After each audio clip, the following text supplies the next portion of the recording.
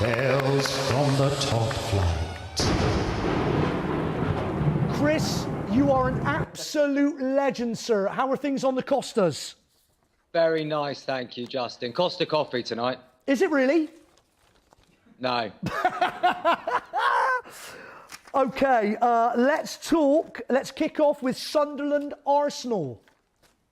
Yeah, every week that goes by makes it more and more unlikely that Sunderland are going to be able to recruit a decent manager when they finally sack Moyes. 10 games in, they've got 2 points. Moyes is refusing to panic. I think the time is now when it comes to panicking for Moyes. I mean, they are pretty much stuffed. Carragher fired the ultimate shots to Sunderland yesterday by likening them to Aston Villa last season. In fact, saying they were worse than Villa last season. And I like that for 2 reasons. One, it was true. But 2, it reminded me about how bad Villa were last year. And they really don't get enough of a mention nowadays.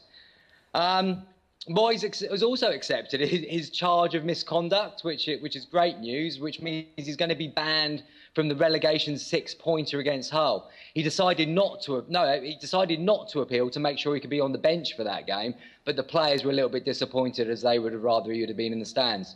So, yeah, Arsenal, they turned it around, didn't they? Sunderland looked like they were going to get a point, then they collapsed quicker than a badly baked cake on the Great British Bake Off. Chris, since leaving Everton, why aren't teams playing for David Moyes? I think that's a really good question. Let's be honest. He got lucky at Everton, didn't he, really? He didn't actually do that much. He got them up to the Champions League places once, and then they got knocked out in the qualifying round. And other than that, I mean, Bobby Martinez won more for Everton than Moyes did in a decade, and that's saying something. He's just not a very good manager. It seems that he lacks the ability to inspire a dressing room, Chris. Inspire, recruit good players, select a team that's going to do well. Yeah, you could probably go on and on and on, really. I mean, Ferguson, I'd love to know what Ferguson was thinking when he selected him for the United job. I've got a feeling he may have been protecting his own legacy. How much longer do you think David Moyes has got, Chris, realistically? I don't know. What time is it? If they don't get rid of him quick, we were talking about this on the sofa earlier, do you think Sunderland are a certainty for relegation? I think they're a certainty for relegation already. I mean, even Sam Allardyce is going to be looking at this now and going, nah, I don't fancy this one, boys. It's a little bit too far gone. Yeah. They'll probably end up giving him to Christmas, even though they know they're down, and then they'll get some kind of caretaker in for the time being and start again next season. OK, let's move on to United Burnley, Chris. Yeah, United. I mean, people across the world for many, many years have tried to work out how to stop Zlatan scoring goals. And finally, somebody's cracked it. Jose. I mean, yet another game at Old Trafford where the opposition goalkeeper's put in an absolutely superhuman performance. But how many more games does it take, really, before people start to question United's finishing ability? Got to give Jose some credit, however. He did manage to eke a clean sheet out of a team that had Marcus Rocco in the back four, so he's not lost it completely. That takes a little bit of talent. But he's going to be delighted when he saw what Pogba was up to yesterday, wasn't he? I mean, the whole Pog bunny thing. Yep. Pays 89 million quid for a rabbit that goes missing down a hole every weekend. Really disappointing. Unbelievable. We had 2 Chelsea fans on the sofa tonight earlier on, Chris. And Stephen said that, as a Chelsea fan, he thinks Mourinho needs to take a break from football. Would you agree with that? I think that's pretty much what he's doing at the moment, isn't it? I mean, it's... No, in all seriousness, Jose doesn't look like the man that we all saw come into the Premier League a decade or so ago with the special one claims. He does look tired, he does look beaten, and he's actually starting to look like he's lost confidence in his own sort of ability, I think, which is something you could never say was going to happen to Jose. He's putting up a very brave front at the moment, but, I mean, even going back and bringing in Schweinsteiger, like he needs another immovable object in the middle of the park. I mean, it's crazy. OK, let's move on to West Brom City now, Chris.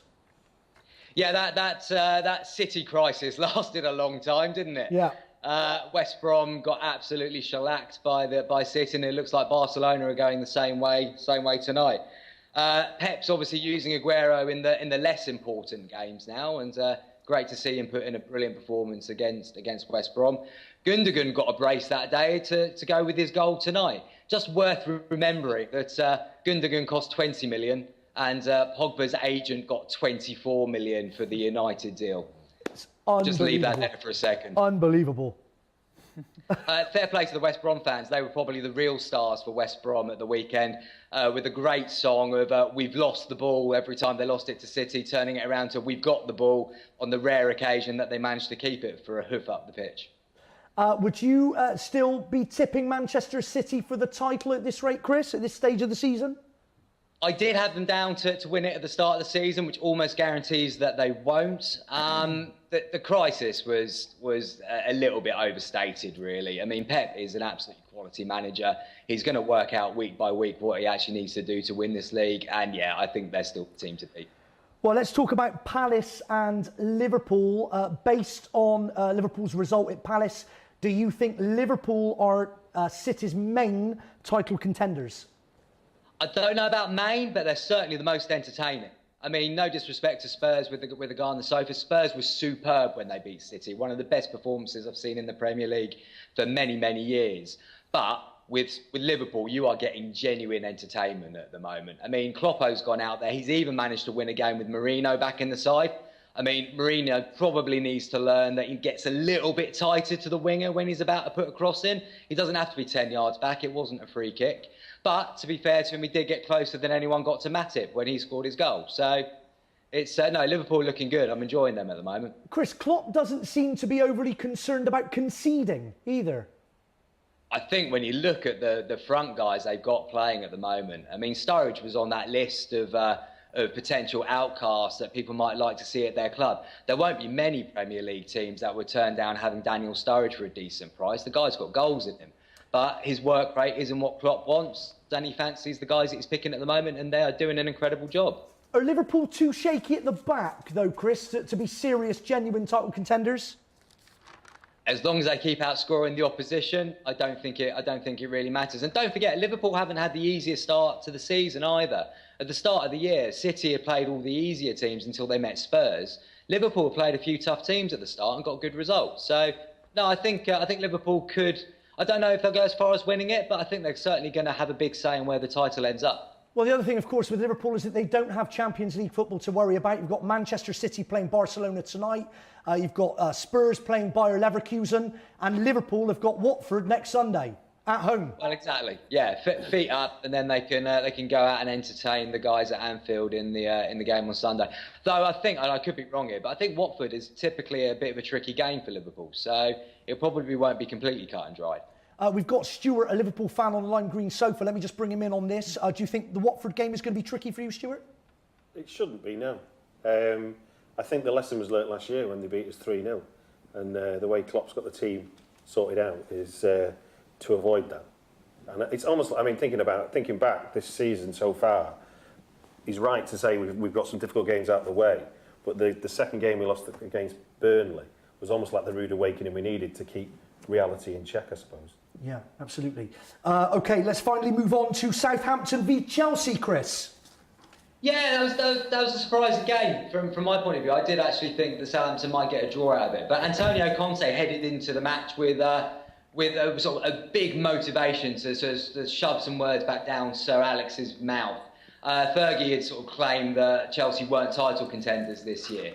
And I don't think you want to fire up Conte too much. It doesn't take too much to get his fires sort of burning. The pundits, however, they don't seem to know too much about Chelsea at the moment. Jamie Radnap was talking up that young English talent. That's Victor Moses, the 26-year-old Nigerian international. Yet again, as I often say on this show, it's love to see these ex-pros stealing a career, people like us that know what we're talking about. Hey, mate? Absolutely brilliant. Chris, just to pick back up with Palace Liverpool, based on that game, do you think Liverpool will be there or thereabouts the other side of Christmas? Yeah, I think so. As you say, they haven't got European football to worry about too much. They're rotating in with the kids in the League Cup, and they're playing very well. So yeah, I think they'll certainly be making a good run for it. Okay, let's move on to Swansea, and Bob Bradley is their new manager. I don't think they've had a win yet under Bob Bradley, have they? Swansea Stoke. No, they haven't. No, they haven't. The young English talent that's Wilfred Boney finally turned Oh, Chris, have we lost you? up for Stoke last night. Of course, Stoke won. No, I'm still here, my friend. Perfect. Good. Yeah, of course, Stoke won. It's nearly November, and it's around about Halloween that they start running some wins into the game. The milk tray man, that's Bob Bradley, is getting a harsh lesson in Premier League football. If he's going to keep losing to teams that play in red and white, they could end up lower than Sunderland by the end of the season. Boney and Allen. Oh, we've got a goal, Chris. We've got another goal. Who scored? Gundogan has scored again for Manchester City, Chris. What can I say? 20 million well spent. 20 million well spent. Are you watching, Pogba? Is that now Manchester City 3, Barcelona 1? Oof. Outrageous. You wouldn't have bet on that before kick-off, would you, Chris? Man City 3, Barcelona 1? Wow. No, I thought Barcelona were going to turn them over quite comfortably, but as we know, I know nothing. Chris, before we love you and leave you for another night, briefly, Leicester finally get their first point away from home. Your thoughts on that, please? Yeah, and I'm sorry, Gary, but I think there's a chance that they probably should have had all 3 as well. That was the softest penalty of the weekend, really, wasn't it? What a drink water do. Get a little bit close to the sweat on the guy's back. But it's nice to see Jansen get a chance to score a goal. Get to feel the ball hitting the back, even if it's from the penalty spot. So, no, it was a good game. It was a good game. Both teams are solid, but never a penalty in a million years. Yeah, he needs to get his striking boots on sooner rather than later, doesn't he? Jansen. Yeah. Jansen, it seems Chris can only score from penalties.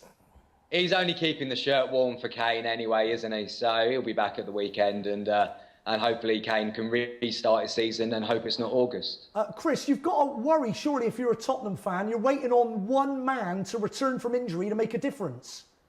I don't think they've lost since he's been out, though, really, have they? I mean, Son, when he was playing in that striking position, especially against City, he was superb. I was quite surprised to see that he's not doing that a little bit more often since. Look, if Pochettino's got a team together, we can afford not to put Dyer in the holding midfield role. Pochettino's got a good side together. Chris, you are a font of all Premier League knowledge. Thank you so much.